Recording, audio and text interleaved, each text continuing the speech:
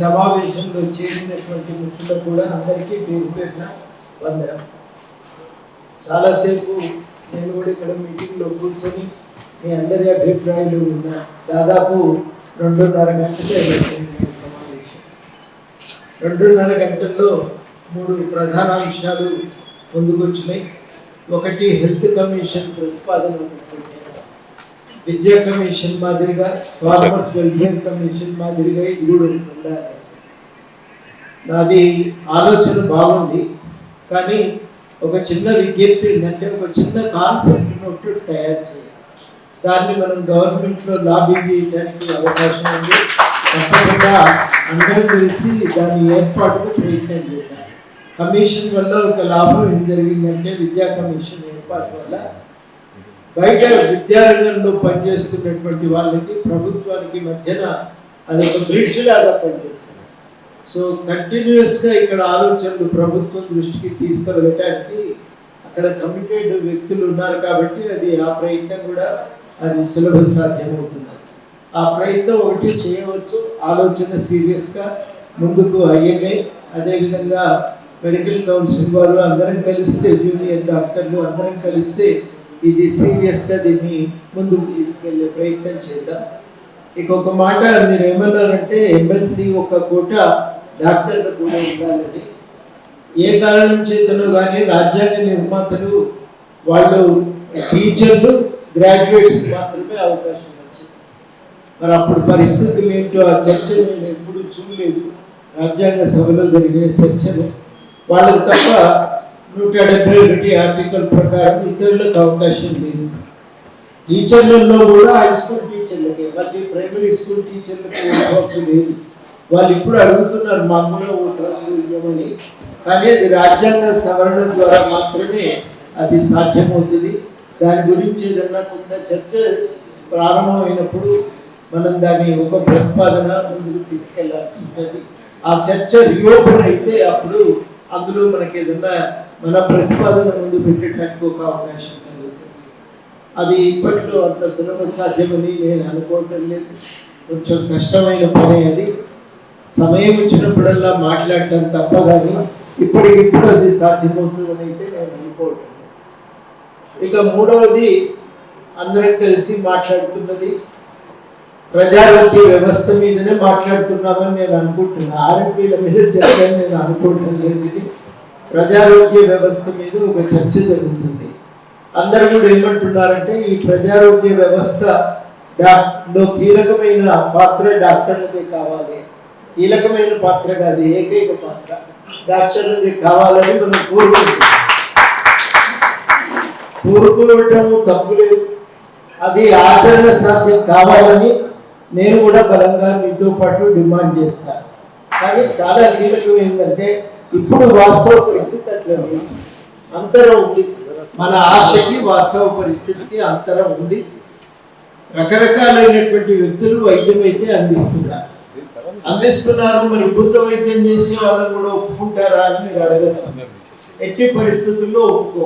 ఎందుకు ఒప్పుకోమంటే అది వైద్యం కాదు కాబట్టి దాని గురించి మనం అస్సలు ఒప్పుకోం. మీరు ఇంత మనం మాట్లాడుతున్నాం కానీ గాంధీ హాస్పిటల్ వెనక సందులో అక్కడ ఒక పెద్ద తాటికాయంత అక్షరాలతో గుమ్మానికి అటు ఇటు నిమ్మకాయలు వేలాడగట్టి ఇక్కడ దయ్యాలను భూతాలను పారదోల పళ్ళు అని రాసి ఉంటుంది. అక్కడ నేను పోయినప్పుడల్లా ఆసక్తిగా చూస్తుండేది. ఆ ఇంటి ముందు ఎట్లుంటుంది, లోపల ఏముంటుంది, ఎవరు ఉంటుంది. అట్లాంటిది ఒకటి ఉంది, ఎక్కడో దూరంగా లేదు, ఇక్కడనే కవాడిగూడలో ఉంది. కాబట్టి ఇట్లాంటివన్నీ ఉన్నాయి. లేవని మనం అవన్నింటినీ అభూత కల్పనాన్ని కొట్టిపారేసే ప్రయోజనం లేదు. అదేవిధంగా దానితో సమానమైన ప్రతిపత్తి కాదు కానీ మనకు ఆర్ఎంపీ అనే వ్యవస్థ ఉంది. మీరు ఏ పేరుతో పిలిచినా నకిలీ అన్నా ఏదన్నా అది ఉంది అనేది వాస్తవం. ఇక దాని మీద మళ్ళీ భిన్నాభిప్రాయాలకు అవకాశం అయితే లేదు. 29,000 మంది దాకా ఉన్నారు నాకు తెలుసు, అంతే కదా. మొత్తం మీద ఉన్నప్పటికీ ఇంకా కొంత ఎక్కువ ఉండొచ్చు. అంత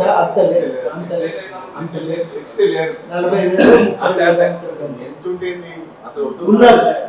అది ఇప్పుడు అందరం ఏమనుకుంటున్నాం అంటే వాళ్ళు వద్దు అనుకుంటున్నాం, కానీ అది అంత తొందరగా పోయేది కాదు. అదే భూత వైద్యంతో నయం అవుతుంది అనేది ఎంత జనం. నేను ఒక మాట మీరు 3 గంటలు చెప్తున్నారు, నేను 10 నిమిషాలు చెప్తున్నారు, కష్టం. నేను మీ అందరి ముందు ఒక ప్రతిపాదన ఏం పెడుతున్నానంటే, దానివల్ల కలిగే అనర్థాలు మీరు చాలా లిస్ట్ అవుట్ చేశారు. ఒకదాని విషయంలో మాత్రం మీరు చెప్పిన చాలావి సీరియస్గా దృష్టి పెట్టవలసిన అంశం. అదేంటంటే మందులు ఇచ్చే దగ్గర తొందరగా నయమయ్యే ఉపాయం ఆలోచిస్తారు. అది ఒక్కొక్కసారి ప్రమాదకరంగా మారుతుంది, అది నష్టం చేస్తుంది. మందుల దుర్వినియోగం, డ్రగ్ అబ్యూజ్ అనేది చాలా ప్రమాదకరమైన పరిణామం. దాన్ని మనం నియంత్రించడం అవసరము అనేది ఇవాళ ఒక అభిప్రాయం. మీరు వ్యక్తం చేసిన దాంట్లో ఒక బలమైనటువంటి అభిప్రాయం, కాదనలేనటువంటి అభిప్రాయం కూడా. ఇప్పుడు నేను అనేది ఏంటంటే, ఉన్నదనేది వాస్తవం, పోవాలనేది కోరిక. రెండుకి మధ్యన అనుసంధానం ఎట్లా సాధ్యమవుతుందో ఆలోచించండి. అది నేను మీకు చెప్పేది. మీరేమంటారంటే కేసులు పెడదాం, రూపుమాపుదామని మీరు అనుకుంటున్నారు.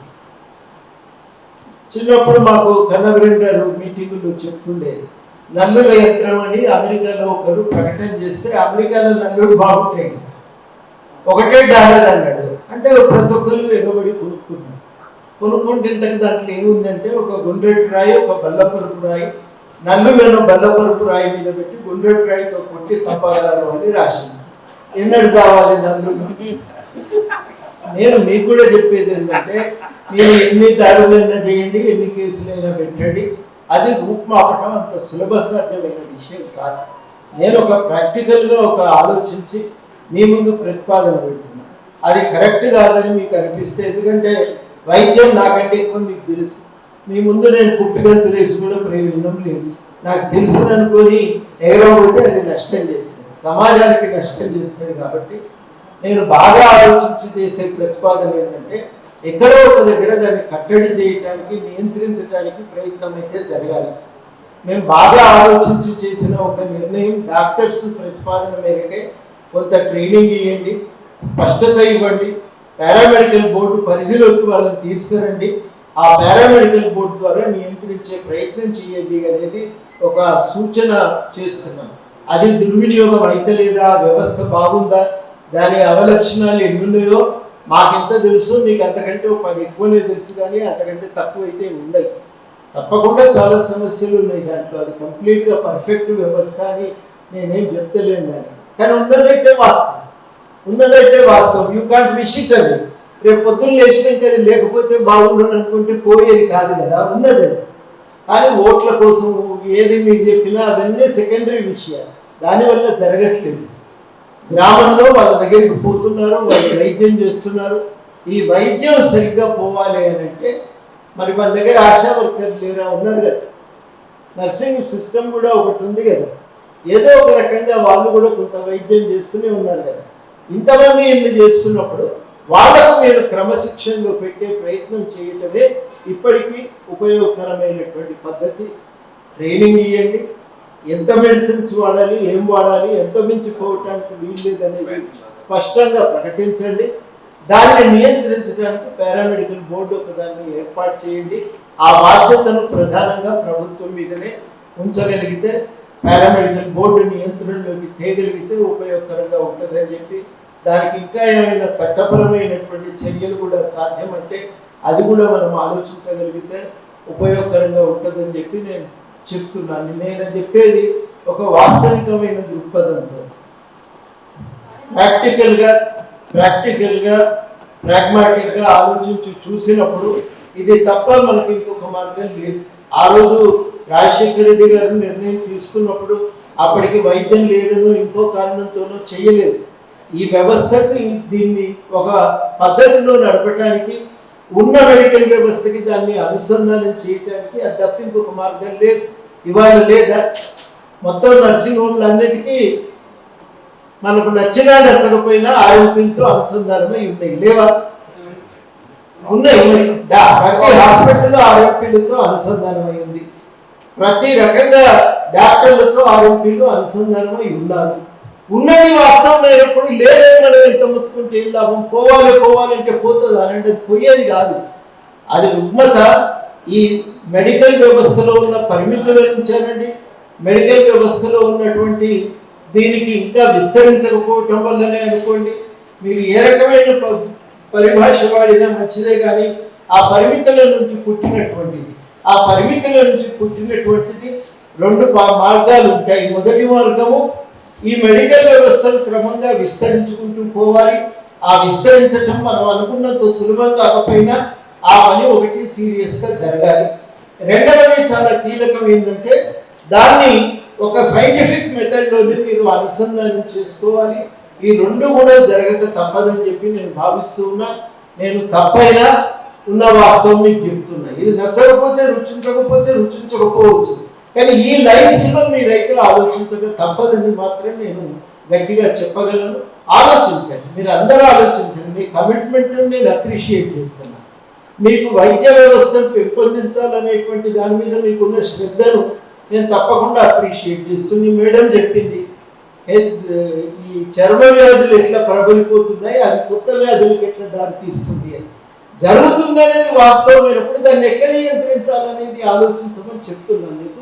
దాని మీద దృష్టి పెట్టి ఒక ఉపాయం ఆలోచించగలిగితే ఇది సర్వత్రా ఉపయోగకరంగా ఉంటుంది. జనానికి లాభము, మీకు కూడా నయమే కదా. తెచ్చే పేషెంట్ను జాగ్రత్తగా ముద్రక ముందు తీసుకొస్తే మీకు కూడా లాభమే కదా. అనవసరమైన అనైతికమైనటువంటి పోటీకి అది దారి తీయకుండా అనవసరమైనటువంటి ప్రాధాన్యత వాళ్ళకు లేకుండా చేయటం మీకు కూడా అవసరమే కదా. ఇందులో ఎవరైనా కదా చెప్పండి. కానీ ఇది ఉన్నది, ఇప్పటికి ఉన్నదాన్ని జాగ్రత్తగా నియంత్రించటము, క్రమానుగతంగా ఇప్పుడున్న ఆధునిక వ్యవస్థను విస్తరించటము, ఇవి నా దృష్టిలో మన ముందున్నాయి. మిగతా ఏ ప్రయత్నాలైనా మీరు ఇన్ని రోజులు తిరుగుతున్నారు. చాలా సీరియస్గా మెడికల్ కౌన్సిల్ తరఫు నుంచి 412 కేసులు పెట్టిండ్రు. 412 మంది ఆగుతారా? ప్రాక్టీస్ అయితే చేస్తూనే ఉంటారు కదా. పేరు వద్దంటే బోర్డు తీసేస్తారు, ఇంకేదో పేరుతో చేయవలసినటువంటి ప్రయత్నం అయితే చేస్తూనే ఉంటారు కదా. అది నేను మీ ముందు ప్రధానంగా పెట్టేది. మిగతా చర్చ మీతో చేయగలిగేటువంటి స్థాయి మాది కాదు. నేను పొలిటికల్ సైన్స్ అంటే ఎన్నంటే మాట్లాడినా, కానీ దీని మీద నేను మాట్లాడే పరిస్థితి మాది కాదు. అది మీ ఫీల్డ్లోకి వచ్చి నేను మాట్లాడేటప్పుడు in the larger interest of the society, in the larger interest of the existing system మనం మీకు కొన్ని ప్రతిపాదనలు మీ ముందు పెడుతున్నా. నేను మీకు చేసే విజ్ఞప్తి ఏంటంటే కొంత సీరియస్గా ఆలోచించండి. మీరు చెప్పిన దేనితో నేను విభేదించండి, కానీ నేను అనేది ఏంటంటే పరిష్కారం అది కాదు, పరిష్కారం ఇది అని నేను మీ ముందు ప్రతిపాదన పెడుతున్నా. అదే సీరియస్గా మీరు ఆలోచన చేసి ఒక దారి మీరే చూపాలి. అది మేము చూపవలసింది కాదు. మీరు జెండా ఊపితేనే అది సాధ్యమవుతుంది, లేకపోతే ఏమైతుంది ఏం కాదు. ఈ వ్యవస్థ ఇట్లనే ఉంటుంది. వాళ్ళు చేసే ప్రాక్టీస్ వాళ్ళు చేస్తారు, మీటింగ్లు ఇట్లనే జరుగుతూ ఉంటాయి. ఇది నేను మీ అందరి ముందు పెట్టే ప్రతిపాదన. ఇంతకంటే నేను కొత్తగా చెప్పేది ఎక్కువ చెప్పేది కూడా ఏం లేదు. మీ అందరికీ కూడా మాట్లాడే అవకాశం ఇచ్చినందుకు పేరున మీ అందరికీ కృతజ్ఞతలు.